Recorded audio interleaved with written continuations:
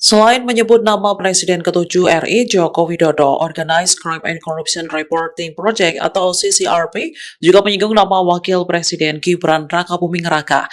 Ada sejumlah dasar OCCRP memasukkan nama Jokowi dalam nominasi pemimpin terkorup tahun 2024. Disebutkan para ahli sipil dan para ahli mengatakan bahwa pemerintahan Jokowi secara signifikan melemahkan Komisi Anti Korupsi Indonesia. Jokowi juga dikritik secara luas karena merusak lembaga pemilihan umum. Ia dianggap mencari keuntungan demi ambisi politik putranya Gibran Rakabuming Raka yang saat ini menjadi wakil presiden. Namun lembaga tersebut mengakui jika mereka tidak memiliki bukti langsung. Nominasi ini diputuskan oleh panel juri ahli dari masyarakat sipil, akademisi, dan jurnalisme.